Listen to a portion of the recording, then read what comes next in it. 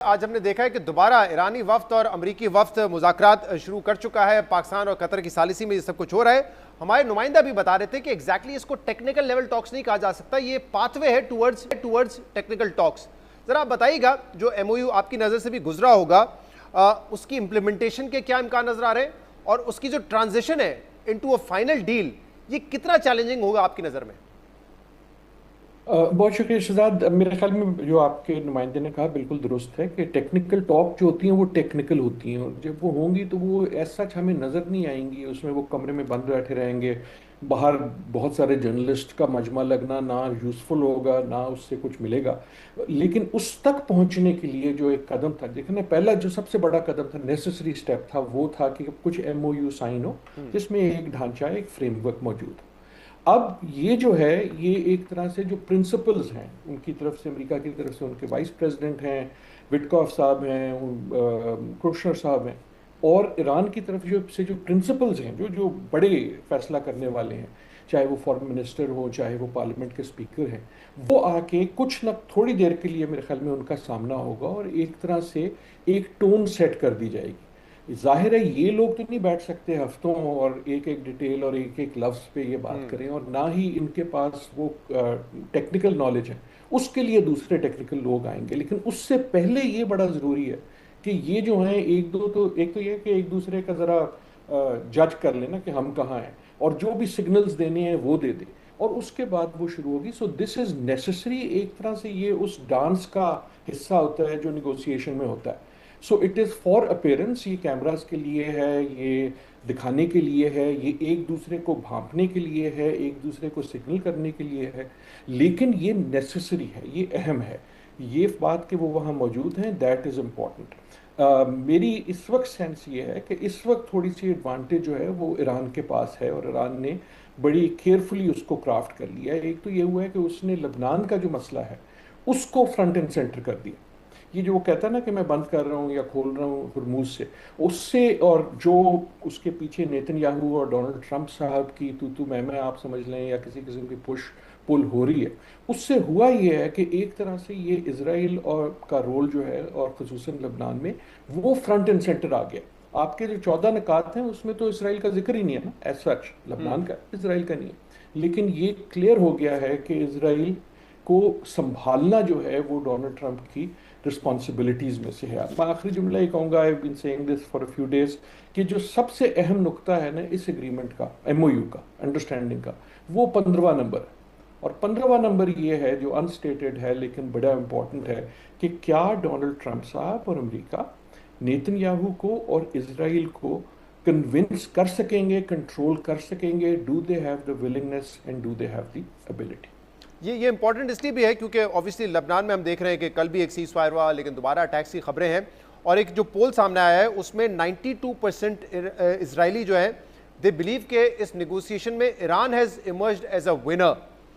तो ये ऑब्वियसली जंग इसराइल और अमेरिका ने मिलकर शुरू की थी, और उसमें अगर कंक्लूजन ये निकल रहा है कि ईरान इज़ अ विनर, तो ये इसराइल के लिए और नेतन्याहू के लिए तो तशवीशनाक है।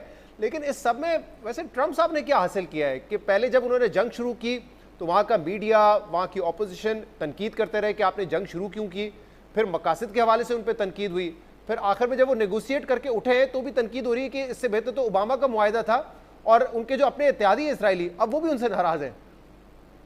बिल्कुल ऐसे ही है जी, वैसे ही है। मैंने ये पोल तो नहीं देखा जिसका आप जिक्र कर रहे हैं, लेकिन मेरा अंदाज़ा ये है अगर इस किस्म का पोल अमेरिका में हो तो वो 90-92 हो या ना हो, लेकिन very high number will feel the same. चाहे वो ये क्लियर कहें कि ईरान जीता है या नहीं, लेकिन ये जाहिर है कि अमेरिका नहीं जीत सका, और अमेरिका जैसे मुल्क के लिए ये एक बहुत बड़ी बात है। देखें, एक अजीब सी बात यार ये है कि आप और मैं सारे में गुफ्तगू कर रहे हैं, आप दूसरे लोगों से भी कर रहे हैं। जब ये कहानी शुरू हुई थी ना, आज से क्या 110 से 112 दिन पहले, तो उस लफ्ज़ हम क्या यूज़ करते थे हर दूसरे जुमले में? लफ्ज़ था रजीम चेंज। और रजीम चेंज से मुराद थी कि जो ईरान की रजीम गवर्नमेंट है वो या लूजन हो जाएगी या गिर जाएगी, और जैसे ही कुछ लोग हलाक किए जाएंगे तो लोग उठेंगे और वो गवर्नमेंट जो है वो बैठ जाएगी।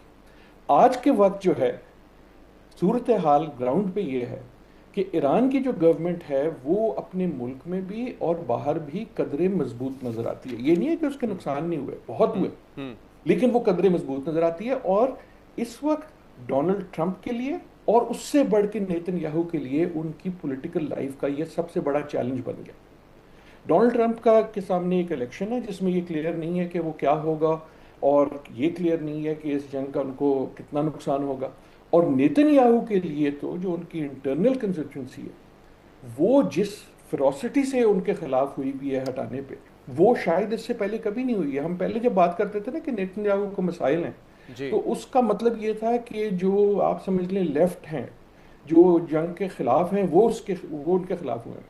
सही। लेकिन अब तो पूरा का पूरा स्पेक्ट्रम उनके खिलाफ हो गया। So this is the biggest political challenge जो कभी भी नेतन्याहू को अपनी जिंदगी में पॉलिटिकली मिला। लेकिन इसका ये मतलब नहीं है कि उनमें से कोई गिरने वाला है या गिरने को तैयार है। सही। नेतन्याहू के लिए ये एग्जिस्टेंशियल अच्छा है, उनके लिए हम ये बिल्कुल मौत और उसका आखिरी, this is his last best chance. वो जानते हैं कि ये आखिरी मौका है जो मेरे पास है, इसलिए वो हर चीज कर देंगे बशमूल अमेरिका और ट्रंप के खिलाफ जाना, बशमूल उनसे पंगा लेना। इरानियन साइड के हवाले से बात करते हैं। आपने कहा ईरान इस जंग से मजीद मजबूत उभरा है, ऑल्दो उनका नुकसान बढ़ा हुआ है। क्या इसका मतलब ये है कि ईरान की जो इस खित्ते में पॉलिसी है वो जो चलती हुई आ रही है पिछले पाँच दहाइयों से वो कंटिन्यू होगी, या डू यू थिंक उन्होंने भी जो बातें की हैं उसके बाद वो अपनी डिप्लोमेसी को मजीद आगे बढ़ाएंगे और चेंज करेंगे इस खित्ते में पॉलिसी? अरब ममालिक, मुस्लिम ममालिक से जो है इत्तेहाद बढ़ाएंगे, इंगेजमेंट्स बढ़ाएंगे, एक्सेस ऑफ रेजिस्टेंस का जो उनका एक पॉलिसी है उसको वो ब्रेक करेंगे और आगे बढ़ेंगे? Do you think they will change? देखें, ये करें या कुछ और करें, लेकिन चेंज तो होनी होनी। लेकिन ये तो तय है कि वो जो पहले थी वो हो नहीं सकता। ना सिर्फ जो ईरान की पहले थी वो नहीं हो सकता, जो अमेरिका की पहले थी वो नहीं हो सकता, जो इजराइल की पहले थी वो नहीं हो सकता, जो गल्फ ममालिक की पहले थी वो नहीं हो सकता। कोई ऐसा रास्ता नहीं है कि आप रिवाइंड करके टेप को ले जाएंगे 110 दिन पहले इन सारों के लिए। ईरान के लिए अगर हम ईरान की तरफ से देखें तो देखें, एक तो देखें तबाही तो यकीनन हुई है, अभी हमें उसका पूरा अंदाजा भी नहीं है। लेकिन जैसे जैसे चीजें होंगी, उनकी पूरी की पूरी लीडर तबाह हो गई, लीडरशिप तबाह हो गई, उनके मुल्क पे जिस किस्म की बमबारी हुई, जिस किस्म की सिविलियंस टारगेट्स हुए, उसका एक बहुत बड़ा एक असर है। उस इस सारे से पहले उनकी इकोनॉमिक सिचुएशन बुरी थी, उसका असर है। दैट इज वाई पहली चीज तो उनके लिए डोमेस्टिक है ना।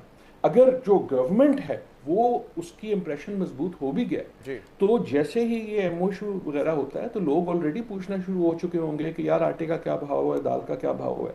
तो दैट इज वाई वो जो है ना, इस एग्रीमेंट में दो चीजें सबसे इंपॉर्टेंट है। जो एमओयू है उसकी इंप्लीमेंटेशन, मुझे इजाजत दीजिए, आपने पहले ये पूछा था, एक ये कि कश्तियां निकलें, और वो कुछ निकलना शुरू हो गई हैं, बावजूद जो भी ये लोग कह रहे हैं। इस एक हफ्ते पहले तक तकरीबन 5 जाती थी, पिछले 4-5 दिन में हम देख रहे हैं तकरीबन 20-25 तक जो जहाज हैं वो मूव कर रहे हैं। सो मूवमेंट शुरू हो गई है। वो 60-70 पे पहुंच जाए तो दैट मीन्स के स्ट्रेट फंक्शनली खुल गया। और ईरान के लिए किसी ना किसी किस्म की, वो जो मैं कर रहा हूँ ना डोमेस्टिक, वो जो इकोनॉमिक पाइपलाइन है दैट हैज टू ओपन।